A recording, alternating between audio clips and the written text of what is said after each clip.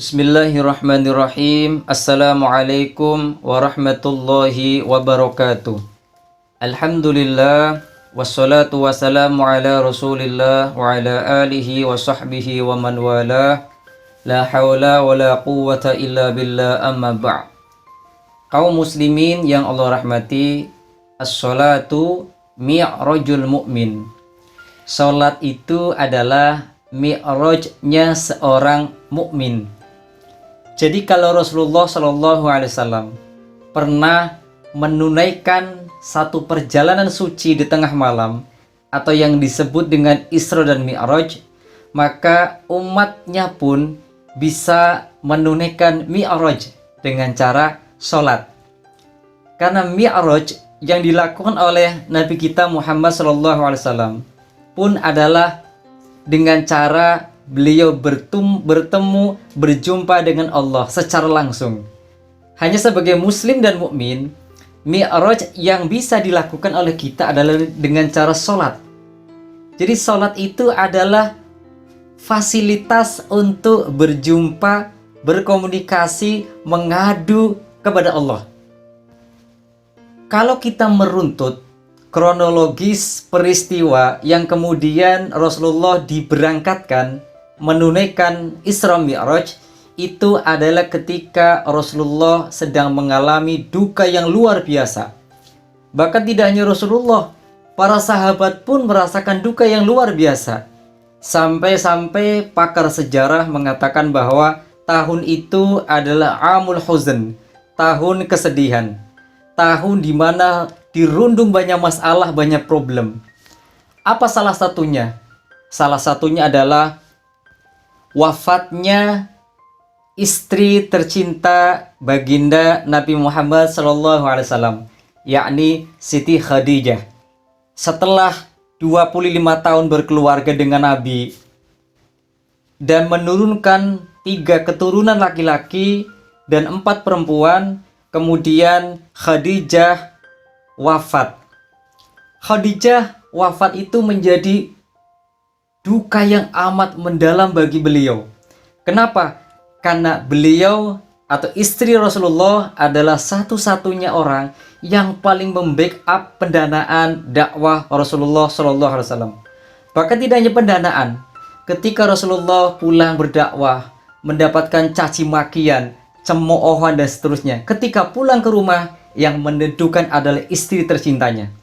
Maka ketika Khadijah wafat, ini menjadi duka yang amat mendalam bagi beliau. Bahkan tidak hanya istri beliau, salah satu paman yang dicintai oleh beliau pun wafat, yakni Abu Thalib. Seorang paman yang membina, mendidik, membimbing beliau sejak kecil, itu pun diwafatkan oleh Allah.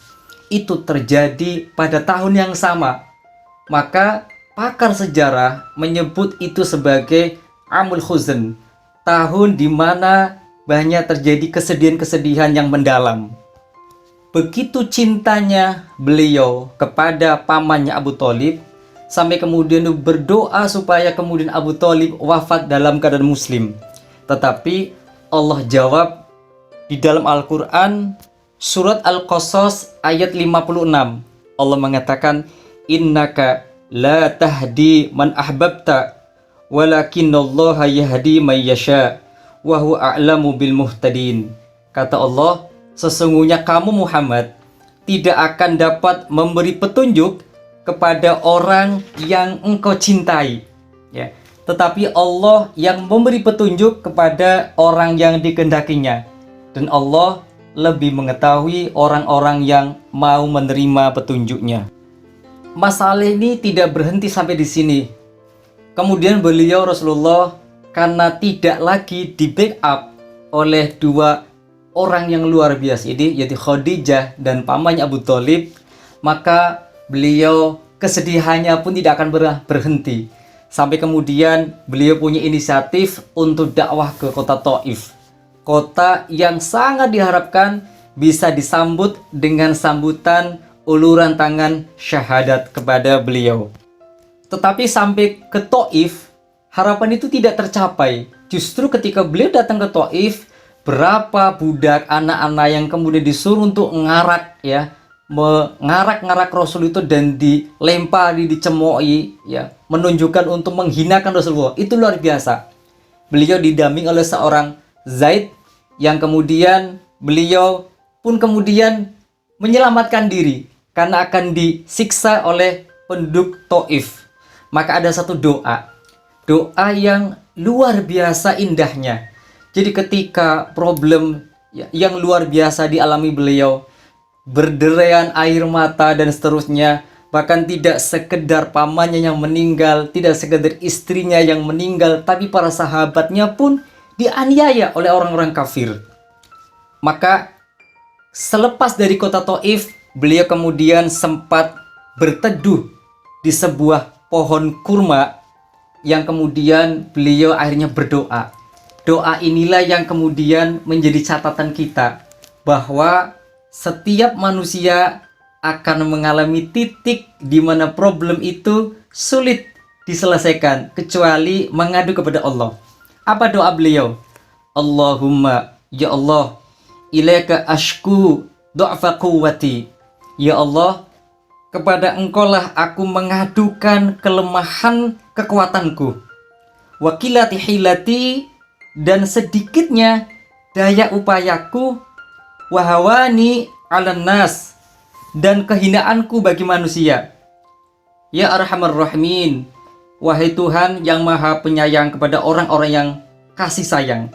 Kemudian beliau melanjutkan, Anta Rabbul Mustad'afin. Ya Allah, Engkaulah yang memelihara orang-orang yang tertindas, terzalimi. Doa ini dipanjatkan karena ada runtutan masalah yang dihadapi oleh Rasulullah SAW, dan beliau merasa lemah di hadapan Allah.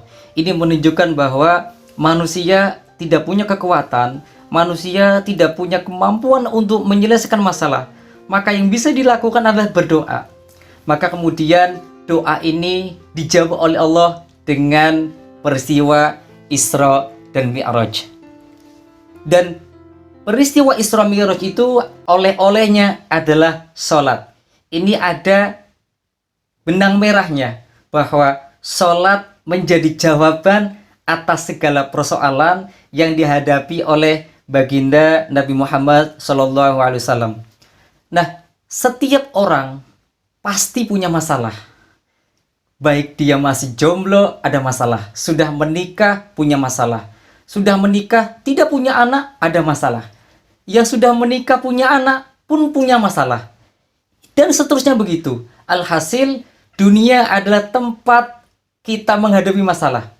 Maka dari itu masalah itu akan membesarkan kita, dan dengan sholat itu kemudian masalah itu bisa menjadi hal yang mudah. Karena itu yang tadi disampaikan oleh baginda, bahwa runtutan masalah yang dialami beliau dari mulai berdakwah, dihina, dicaci maki, istrinya meninggal, pamannya meninggal, sahabat-sahabatnya disiksa, datang ke Taif, tidak disambut uluna syahadat, tapi justru dilempari cemoohan dan seterusnya. Begitu panjang runtutan problem yang dihadapi oleh beliau. Maka solusinya adalah dia Isra dan Mi'raj, dia mendapatkan bekal sholat. Bagi muslim, bagi mukmin yang beriman, maka sholat adalah tempat untuk bermunajat. Sholat adalah mi'rajul mukmin. Sholat adalah mi'raj, seperti yang dilakukan oleh beliau. Ketika beliau banyak masalah, kemudian beliau ketemu dengan Allah, kemudian diadukan segala persoalannya. Dan ketika pulang ke bumi, beliau dikasih oleh-oleh berupa sholat, yakni segala problem ternyata bisa diselesaikan melalui sholat. Wallahu a'lam bishawab. Wassalamualaikum warahmatullahi wabarakatuh.